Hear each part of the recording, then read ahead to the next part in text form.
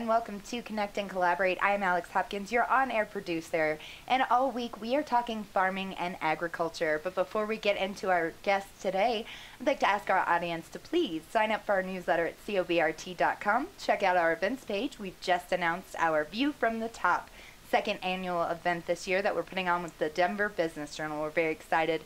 That will be on Monday, August 20th, so be sure to sign up for that. Get your early bird tickets now. And into the show. So I have with me Terry Fankhauser. He is the Executive Vice President of Colorado Cattlemen's Association. How are you, Terry? I'm great, Alex. How are you today? Fantastic. Thank you so much for joining me. I appreciate it. Our pleasure. Thanks for being invited. All right. So we know that there's a ton going on as far as trade and NAFTA and the farming and agriculture industry, right? Particularly in Colorado. But before we get into those issues, I'd like to hear a little bit about yourself and your background. You bet. And how you got to CCA. Absolutely. Well, I worked for the Colorado Cattlemen's Association. I have for about 18 years.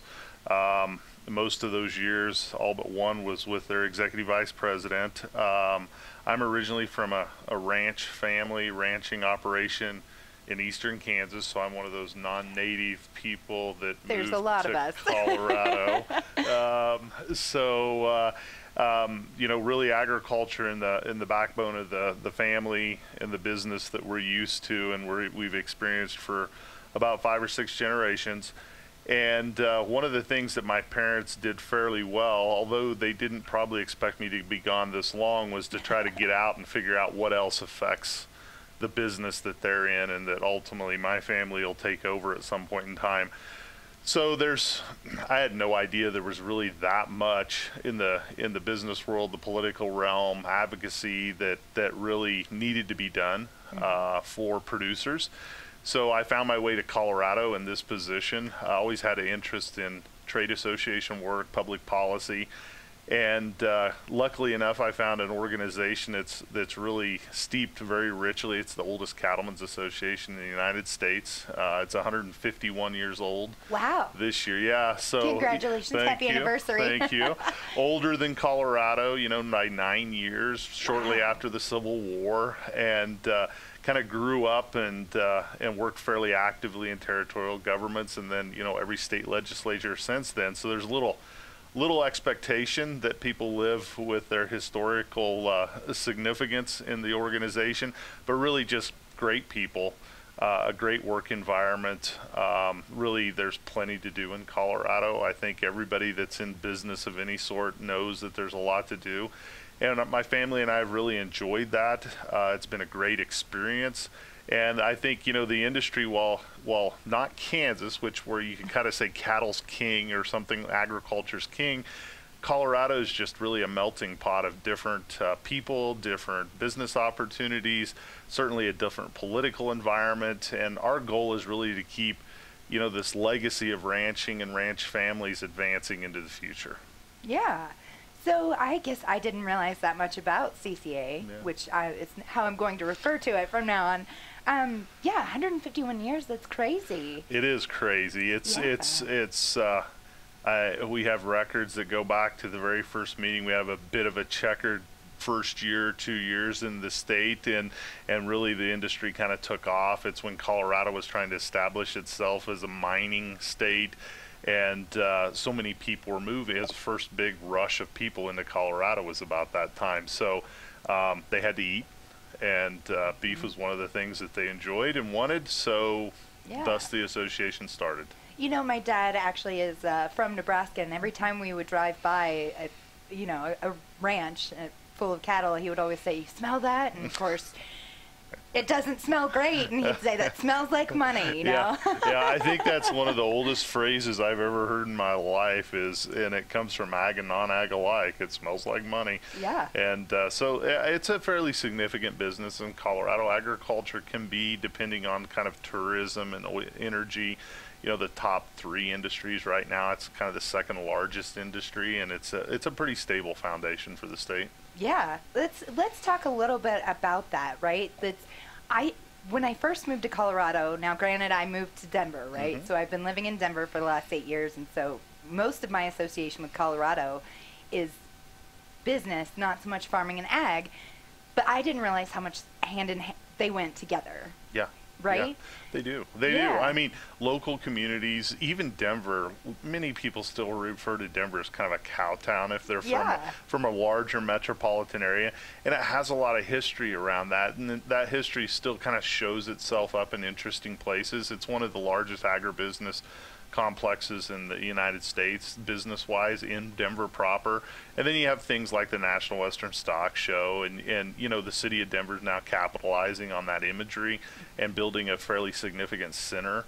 And so, yeah, it's fairly ingrained. But I mean, you know, 2/3 of our counties list agriculture as one of their economic really cornerstones. About 1/3 of the counties say that is their industry. There's nothing else there. So it does matter to rural areas of Colorado, and I would offer that also the metropolitan areas too as well. I mean, and that's even before it actually comes into being something that's center of the plate, you know, hamburger steak, things along those lines. Exactly.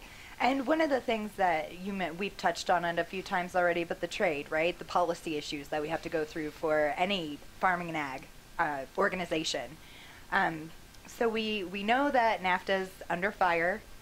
Trump is trying to renegotiate or get rid of it entirely, which is to the frustration of many farmers across the country, right? It's frustrating. I mean, and one of our chief economists now is in the U.S. Trade Office from our national organization, and we just interacted with him a week ago and had that conversation. I mean, 90% of our consumer base exists outside the United States. Our second and third largest trading partners are Canada and Mexico. NAFTA was negotiated in a way that had a real multilateral benefit to it. So, you know, people don't like to hear this necessarily, even in my business sometimes, but it's somewhat seamless. Every piece of a car, pieces of cars, they come from Mexico and Canada. The steel comes from one place, parts are made in the other. It's not like you can get the whole car just in the United States. And it's the same for our industry too, where our trade agreements beyond NAFTA are equally entwined within NAFTA. Mm-hmm. So NAFTA is really the I guess the shining star, but also really the foundation of trade for us. And you know, we wish the president well. We don't entirely understand his trade negotiation stance with NAFTA. We're concerned that, you know, NAFTA's been modernized a number of times. We're fine with that. It makes sense, right? That you have to modernize things. The issue of it is, though, modernization's one thing, but really trying to dismantle and redraft what is a fairly significantly mature trade agreement has us uneasy, to say the least. Yeah, I would imagine. So, gosh, NAFTA's been around for a long time, and I get the modernization, especially technology's grown, right? Mm-hmm. In every industry across the board. And so I don't think that we're on a wrong path necessarily to renegotiate and retalk standards, right? You want the best deal. You do. Yeah. You do. And there's a necessity to renegotiate some of that. There are some non-tariff trade barriers that exist in NAFTA that could be looked at that would be better, I think, in the long term for both countries. There's some elements of NAFTA that I know Canada specifically wants to see modernized. So it's, you know, everybody's at the table trying to make those advances. I think the challenge comes in when we take really significant natural resource-based elements and try to reverse those, where huge economies have been built off of those and huge systems. The only way, I mean, it's kind of like building a building. At some point, you're going to have to tear it down and start over, and I just don't know that you can do that in this day and age with NAFTA. So we're optimistic, but at the same point in time, we need some sense of closure related to how NAFTA is going to move forward. Just some sense that we're not really going to hit the reset button, that we are going to look at that modernization. And we've offered that's the place to start. It's just like every other business deal. Grab the low-hanging fruit, work through it, you get a success, everybody starts to move in the same direction, and then some of the more complex issues could be worked on. Absolutely. I agree with you wholeheartedly. One of the things that Trump has suggested is that he wants to get rid of NAFTA completely and then work on an agreement with just Canada and an agreement with just Mexico. What would that mean? Yeah, I think that's very problematic, and it's already positions itself as a problem even in Colorado. I know one seed dealer, as an example, that was trying to put a multi-million-dollar facility in Colorado that would have done a section of the seed processing business that ultimately would have moved into an agreement with a Canadian company. And for this family slash business, you know, it was a $10-12 million deal that went out. It left because of the uncertainty of NAFTA. And I think if you, again, I would consider the point of trying to renegotiate individualized deals is not probably a good approach. You need multilateral deals to get multilateral benefit, and to start over, it's more like the dismantling of NAFTA than anything else. And I think it causes probably a significant amount of hardship and grief in the process just talking about it, much less actually doing it, which I don't see as realistic.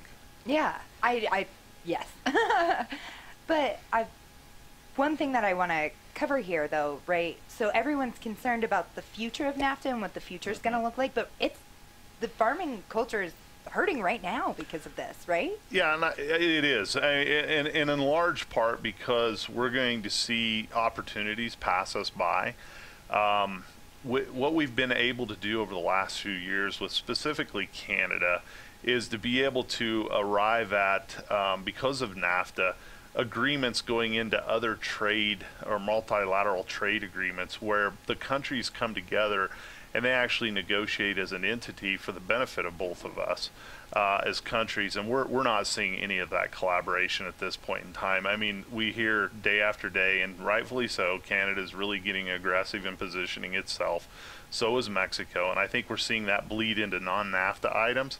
So, you know, there has to be some attention paid to this and resolve. The Trade Representative's Office cannot continue to look at this as kind of a regressed trade negotiation. They have to look at the 1 + 1 = 3 approach, and that's what, in our opinion, NAFTA delivers for us. All right. So what is an ideal agreement for you? Yeah, that's a great question. I mean, for us, we do believe in some of the modernization pieces, as you indicated. NAFTA's been upgraded or modernized, you know, I think it's around a dozen times. Don't quote me on that for sure, but a number of times. And those modernizations have been key incremental steps to open additional doorways for trade opportunities between the countries, as well as with the countries to other opportunities. So I agree with you, technology has changed. We've got better ways of managing some of the financial transactions that take place between the countries, specifically the businesses between the countries, and I think that's entirely appropriate. The non-trade tariff barriers, where we will see trade negotiations on an ongoing basis kind of start to put up barriers to allowing beef or reproduction animals or whatever into Canada, or grains specifically. There's a barley wheat issue that goes on once in a while. So we think that removing some of those makes sense. Canada has some issues with our dairy and our poultry industry that need to be resolved. Even those industries recognize that. So I think a perfect arrangement for us, and I'll just reference what I said before, was really focusing on some of the low-hanging fruit and the modernization, and then allow both countries to step forward and say, what are our cumulative goals? If it's trying to bring more iron workers back into this country, Canada has a phenomenal steel program, and they're able to deliver the raw products to be able to do that we want. We actually can see some exchange of labor and some things along those lines. Canada has a good immigrant work program that the United States could actually capitalize on.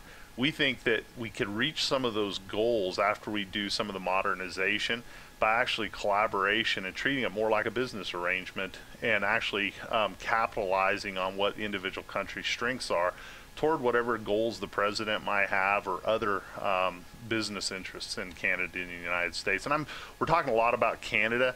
Mexico's is a little bit of a different story. I think it's got a bigger discussion with immigration going on around that. But again, business can drive collaboration and cooperation. So I have to be optimistic and say that if we're able to work through some of these NAFTA issues and solve some of them, that maybe we can actually start to address some of the more complex political issues between the United States and Mexico. What a great outlook. I really enjoyed that. Thank We'll you. see. Yeah, maybe you should head up to Washington and go talk to Trump. I don't think I'll get in. So we've got a few legislative issues, right, on the table right now. So let's talk about that. What's one legislative issue that you're really honing in on from CCA's perspective? Yeah, I mean, right now it's the Farm Bill. I mean, it passes and comes forward for consideration every 5 years, and it has a lot of trade elements in it. We invest a lot of money, both at the industry matched funds and some general fund dollars for business development out of that Farm Bill for foreign trade and for foreign market development. The industry has a group called the Meat Export Federation that serves all of the proteins, and they're embedded in a number of other countries along with the Foreign Ag Service. And we put half of the budget in from Farm Bill programs and things like that, but half of it is private producer dollars also to create market access. So the correlation between NAFTA and that is that, and not so much with NAFTA countries, they're European countries, Asian countries, where we're spending a lot of our new market development opportunities in. But the Farm Bill is a big piece because we want to be able to move into those things seed future trade agreements. And we want to see more investment in those areas because we know that with evolving middle-class economies in other countries, there's going to be demand for higher quality foods, more expensive foods. So Farm Bill's big for us. Farm Bill deals with our commodity programs, market programs, our livestock programs. Kind of getting beyond that, though, I think a lot of what we're looking at are just really with this administration, at least nationally, trying to take a more long-term approach at addressing some of our problematic rules and regulations. Not as much legislation, but rules and regulations. Colorado's a big federal lands grazing state. We want to work on those issues. We want to see more business development going on, more opportunities there. So those are kind of the things we're focusing on nationally. Of course, in Colorado, there's a lot of ballot initiatives, a big election coming up, so we'll pay a lot of attention to that as well. Speaking of the election coming up, yeah. What are your goals for the new governor, the new attorney general, things like that? Yeah. Sure. I mean, so Colorado's an interesting state, right? It's got there's a lot of us that moved here, and they're going to move here in force over the next couple decades. With that comes a lot of difference of opinion. We believe that people come to Colorado because they enjoy the environment, the experience. They like the mountains, they like the open plains, they like those wet valleys, they like the view shed, they like the outdoors. Just so happens our ag producers provide most of that, so we want to keep them here as well. So part of our big push is really just an educational opportunity and trying to explain that while agriculture feeds you, it also provides a bunch of inherent aspects of wildlife habitat, recreation opportunities, and things along those lines, much of which come free of charge. And you don't have to pay for the upkeep of federal lands because we graze them and we do that for you. You don't have to own all the land in the state of Colorado because we produce livestock and commodities from them. So we'll spend a lot of time on education and getting to know folks. And there'll be a few asks along the way. I mean, obviously you want new administrations to hire people that have a sense of understanding both from that administration, but toward the industries that they work with and for. So nice. Yeah, I didn't realize there was such an educational piece, but it makes perfect sense. Yeah. Yeah. Are there any initiatives that you've got going on right now as far as education's concerned? Yeah, I mean, transportation's huge for Colorado. It's huge for us.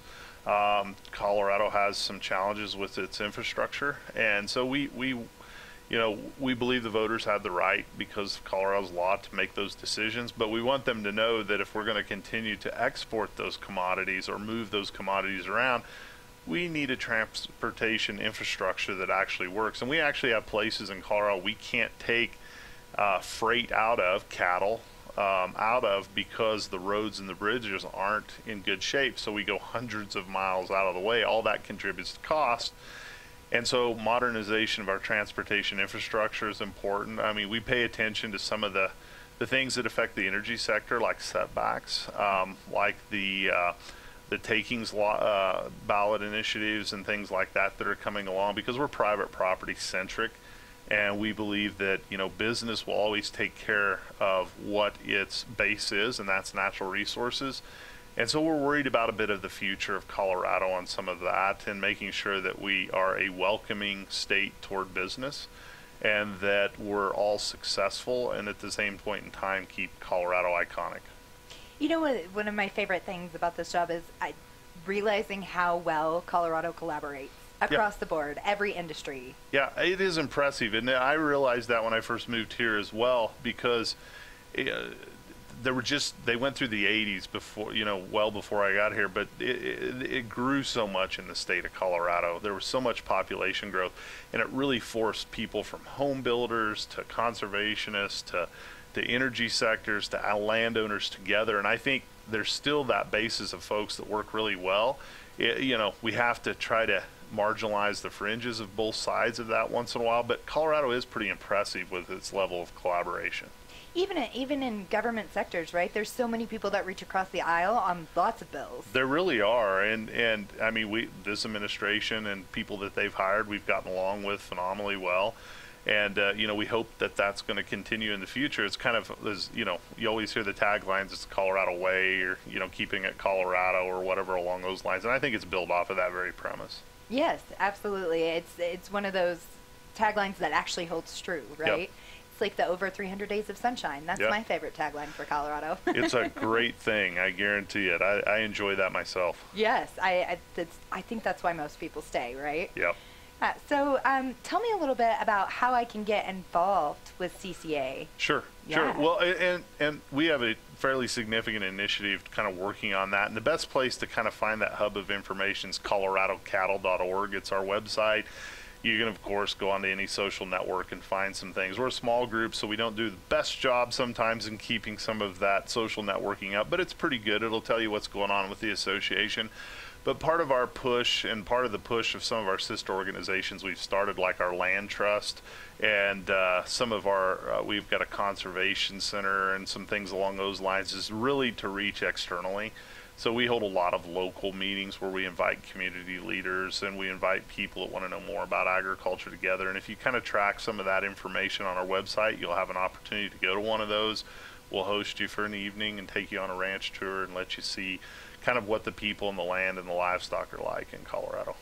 Cool. That's really neat. I would love to do a ranch tour. You're most welcome. I've only driven by them and smelled the money, but I've never actually had a chance to tour one. It's really not money, but I'm aware.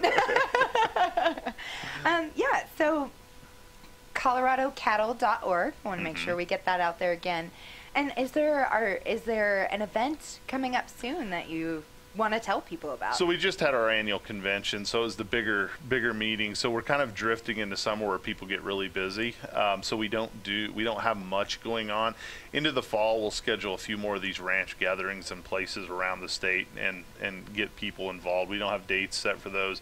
And then probably our next bigger meeting is during the National Western Stock Show, when everybody comes to town and looks around, and we hold a meeting in January there and really get our members together. But then we go to the National Western, spend some time there with community leaders and other things. So just stay tuned, and there'll be some opportunities for now. Enjoy the summer. Yeah. So what's your role at the National Western Stock Show? Obviously, you get some people there to talk. Yep. Hopefully more in the future. I mean, with this National Western Center build out, we're eager and looking forward to what that experience can be like for agriculture. Right now we just interact a lot, and we spend some time on special events and make special invitations to people and things along those lines. But it's a fairly light role right now, but it will be an increasing role into the future as that redevelopment happens. Cool. Very exciting stuff. So we're going to be right back here on Connect and Collaborate. Stay with us. We are going to continue our conversation with Terry Fankhauser, and be sure to like and subscribe our YouTube page while you're here. Hello and welcome back to Connect and Collaborate. Once again, I'm Alex Hopkins, your on-air producer, and my guest here with me is Terry Fankhauser. He is the Executive Vice President of the Colorado Cattlemen's Association, or CCA as we've been referring to it. So Terry, we talked a lot in the last segment about collaboration, right? And how a lot of industries work together rising tide raises all boats, right? Absolutely. But there's one thing that I guess that maybe in agriculture you do go a little bit head to head on, and that's the renewable fuel standard, which is a mouthful for me. Apparently. Yeah, no, it's a big mouthful. We're into acronyms today, so we can call it RFS as well. But yeah, I mean, renewable fuel standard in our eyes, as we start to look at making sure that we do what we can environmentally. Standards for engines, I mean, we can go into CAFE standards and things along those lines, really keep kind of a healthy environment, greenhouse gases managed at a level. We kind of look at RFS through more of a free market kind of perspective. We believe, and it's important to note this, that it's like food production. Whether it's a backyard garden or a large feedlot, all types of food production are going to be necessary to feed responsibly a growing population of people in this world. And as we look at RFS, obviously it's a focus on a percentage of renewable fuels that go into a system for a variety of reasons, much of which is greenhouse gas orientated, and trying to move us toward more renewables. We believe that it's going to take all types of energy production to fuel a growing planet, and whether it's solar, whether it's biofuels, which this is speaking to a lot, or traditional natural resource based fuel systems. But we do believe that it should really be demand orientated. We think that as the renewable fuel standard has grown, we also have seen the appreciation for renewable fuels in places like Colorado. When we start to mandate those, especially at a level that goes beyond potential or market readiness, we understand that drives innovation to some extent, and it drives implementation, and some of that's okay. But we have to be cautious about what people can afford and what they can invest in. So where we can, in agriculture, sometimes disagree can be around renewable fuels. Our corn producers produce a good percentage of ethanol with their corn crops, and we're supportive of that. We want it done in a free market, open-based scenario because we sort of buy that same corn for livestock feed also at the same point in time. So we're really pro-free market on this. We believe in Kickstarter type programs, but at some point those things need to probably move more into traditional marketplaces. So that's kind of been our stance on RFS. So we really observe heavily, we engage, we try to nudge in certain directions, with the acknowledgement that it makes sense to move forward too at the same time. Yeah. Do you mind giving an example of the Kickstarter? Yeah, so I mean, specifically in the ethanol sector, there was a fair amount of public funds invested both in the development of ethanol plants, the offsetting of some of the costs associated with marketing of ethanol, and then actually mandating the use of ethanol at some levels. Those are good for a time period. But at some point in time, you really do need to compete on kind of an open, free market orientated place.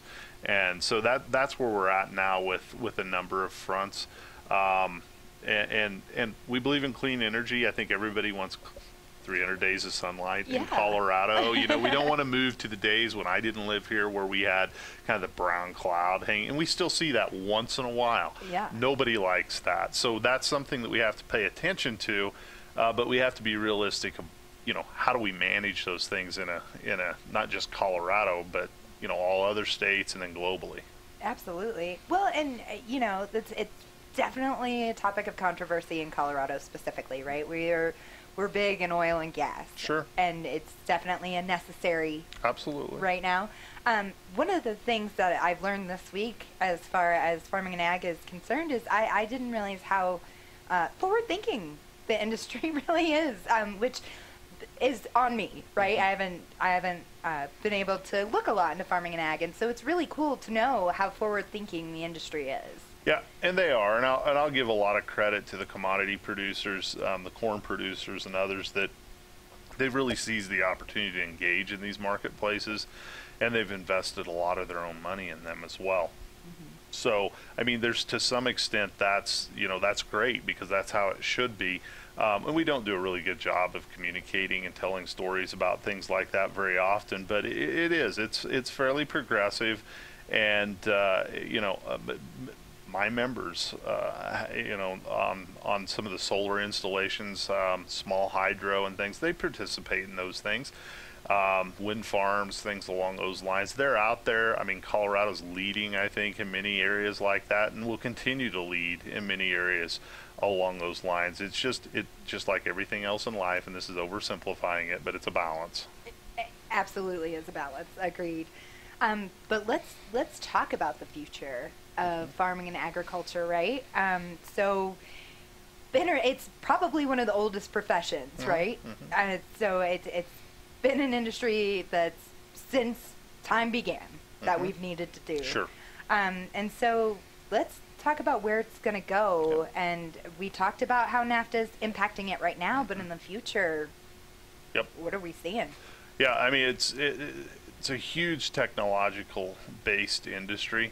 The things that just in the last 10 or 15 years we've seen with genetics, and we've seen with technology, both on farms and on ranches, are phenomenal.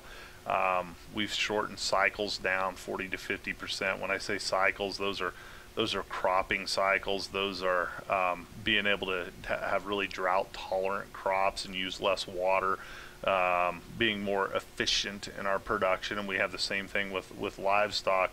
So I think the industry, it's kind of this notion of continuous performance or continuous improvement over time, the sustainability model, the triple bottom line. We look at the human aspect, we look at the financial aspect, and then the environmental piece, and we try to do better by all of those things, thus producing more with less. And that's really what it's going to take. The reality of it is it is a growing population. We're going to have to produce more, but we're going to have to do it with less. So you look at that's globally, and you bring it down to a Colorado. The state demographer says we're going to have a couple million more people or more by 2050 in this state. Most of that's going to happen. I guess it doesn't matter where it happens. It's just going to happen. So the things we also need to focus on are the things we don't. It's not just about feeding people. It's about where do you put all those folks and what impact are they going to have? What footprint are they going to leave? Recreation and impacts on federal lands. Just more people with opinions and ideals, and what effect is that going to have on these, and I'll use the term extractive industries because we're somewhat one of those, but we give back a lot, and we like to keep those open spaces open and things along those lines, but they're going to cause pressures. And I think one of the things we can't take for granted, everybody used to have some sort of tactile sense of agriculture, and we're 2 and 3 generations away from that, so we've got to replace that with opportunities to give them that experience. Because if you don't know how something's produced and you don't have that experience, you're going to have a fairly retracted perspective of it. You might be concerned about what you don't know. I know I am on things like that. So we have to be very transparent and open.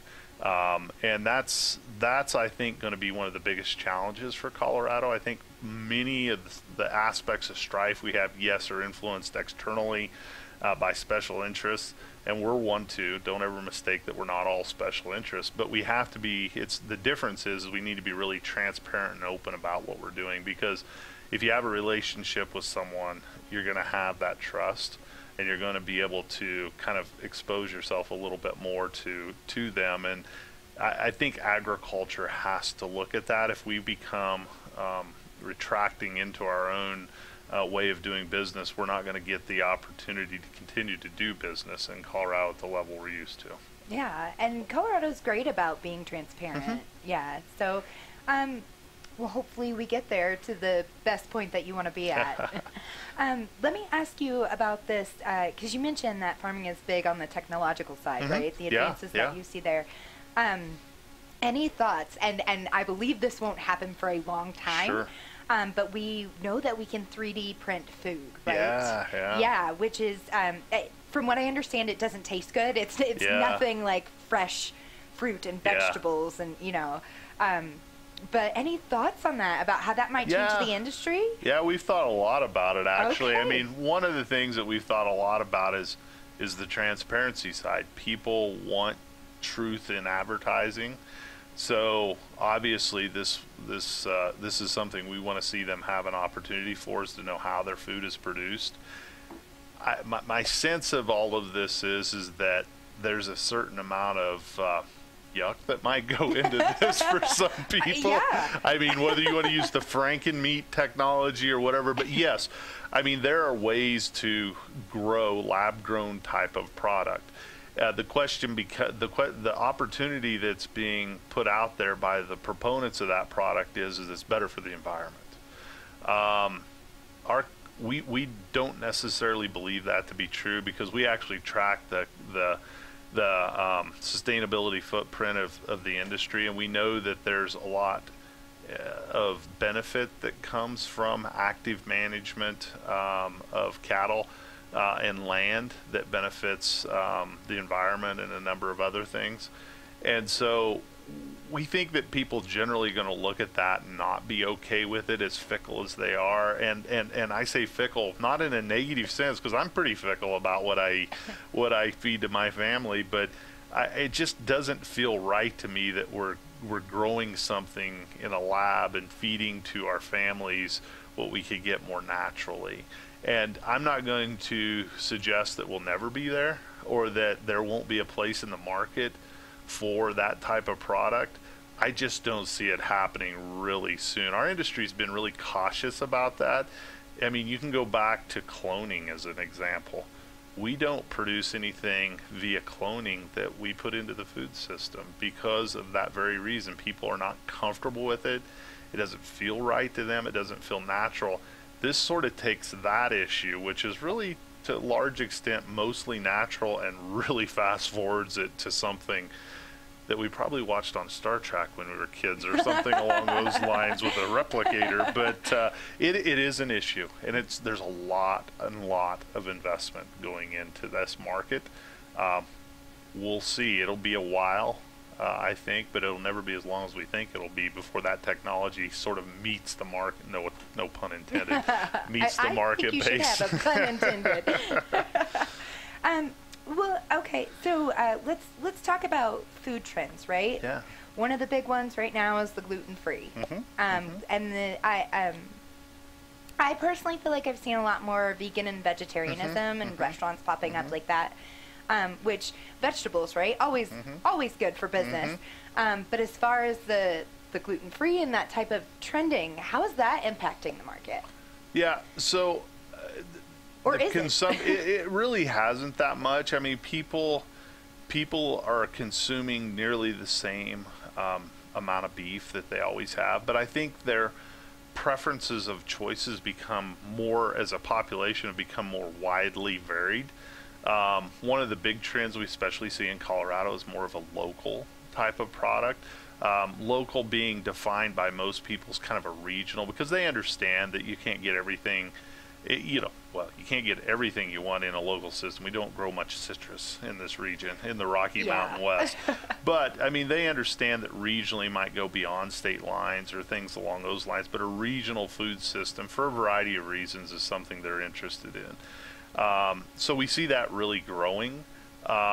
We have seen people like niche marketing, so everybody wants to feel like they can get something unique and special that they enjoy, and it can kind of become their thing. So we see market opportunities for all kinds and sizes of producers producing all kinds and types of products out there. And again, referencing a prior comment that I made, we think that's great. All types of food production are good. It's going to take every bit of that. We enjoy in this country about a 15% of our disposable income, our income, going to food, whereas in most other countries it's far more, and it can get quite a bit higher. And we don't see, for the most part, hunger being as rampant in this country as we do in many others, and it's because we do have an affordable, healthy, second to none, safe-wise food system. So that's first and foremost. Those things are anti-competitive. They never should be something that we argue about, because everybody's entitled to safe, wholesome, and nutritious food. But the local piece, the diversity of food systems is great for people, and we want to see that continue. Absolutely. So let's talk a little bit about legislative future-wise, where we're headed. I know we definitely talked quite a bit about NAFTA and the legislation in Colorado on what it's doing now, but in the future, what are we hoping to see?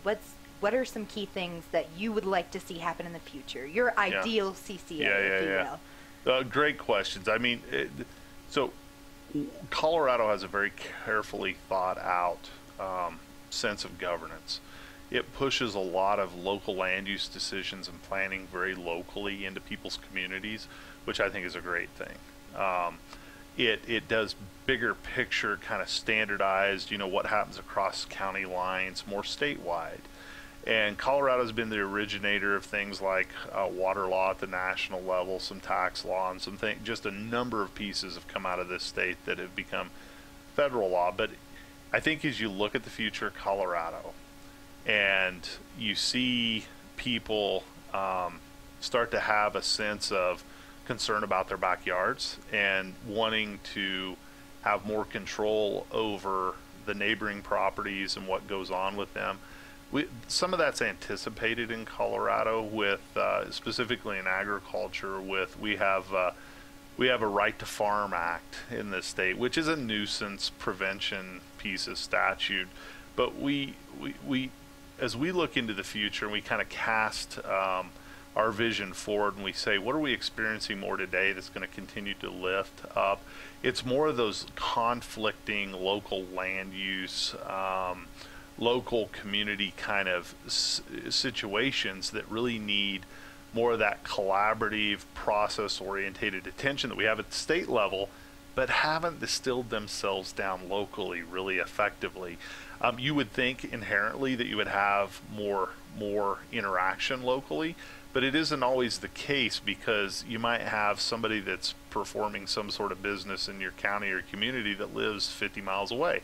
So they're not in your community every day. And part of this is just natural because businesses grow, they diversify, they expand out. So there's some consolidation that takes place. So you start to see some of that community-based disconnect.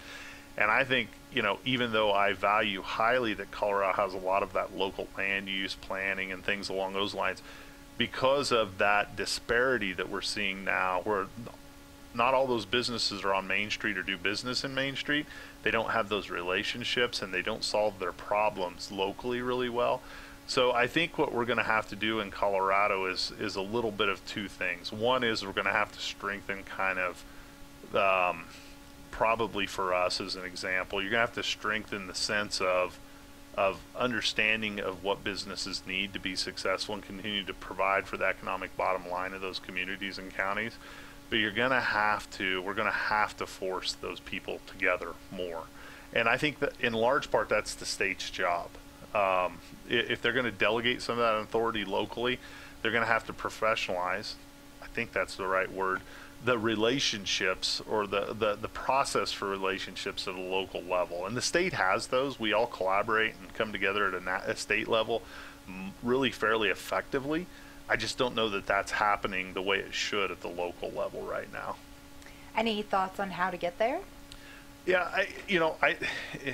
I do think that's, kind of the state's highest office's job. I mean, to some extent, that's a governor's job and a governor's cabinet's job when they see these issues starting to arise, rather than pick sides on those issues or intervene formally in those processes. I think the governors, the future governors of Colorado, are going to have to be advanced thinking enough that they sort of scoop up those parties and those interests, and they say, listen, I'm not going to allow you either to do anything until you actually start to come to understand and work together a little bit more effectively. Because, and this sounds all very neophyte orientated and idealistic and things along those lines, but it really is the way that it needs to be done. Otherwise, interest groups like mine, and I'll just be honest about this, are going to seek federal statutory changes that further ensconce the certainty of our businesses into the future, of which, let me be honest, we're doing.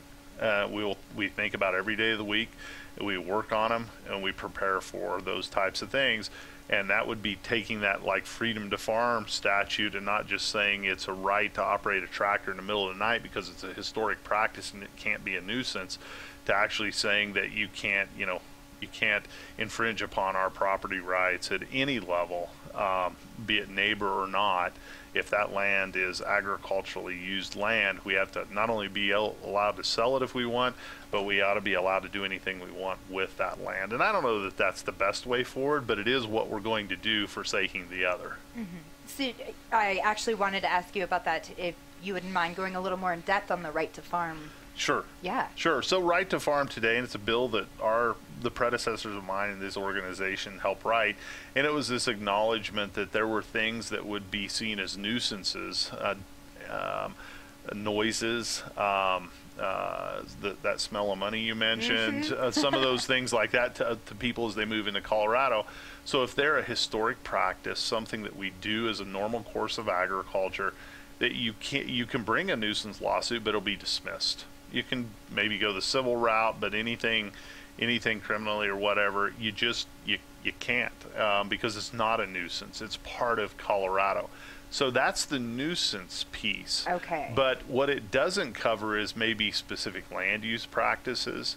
Maybe it doesn't cover the notion that you can't zone agriculture land forever as agriculture land and disallow us, if we need to sell that land to a developer. And that you can't zone your county or put land use restrictions on the type of agriculture production. There's a whole host of things we could bring up through that process that further enshrines in law the flexibility and the opportunity to use that land for whatever we want and however we want. Currently today, there's some of those things just by normal course in Colorado, but counties have so much authority and control over that today, as it should be, that it's really a local decision. So you still have to go into the local land use board or whatever and get county permits and all that.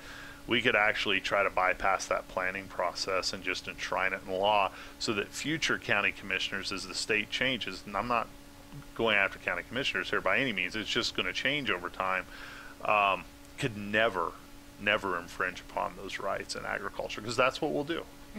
Is we'll go around that. If that process doesn't work at the local level, you'll try to find more long-term stability and certainty at a state level.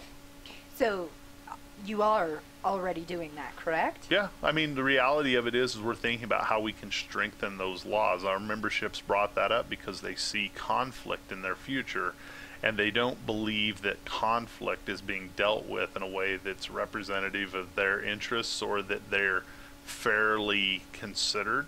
So they're asking us to create more certainty for their future. Wow. Awesome. This has been a fascinating conversation. I really appreciate you coming in to talk to me, Terry. And again, this is Terry Fankhauser. He's the Executive Vice President of the Colorado Cattlemen's Association. Be sure to check out what they've got going on at coloradocattle.org. And be sure to like and subscribe our YouTube page while you're here. Check out this podcast and more at cobrt.com/radio-podcast.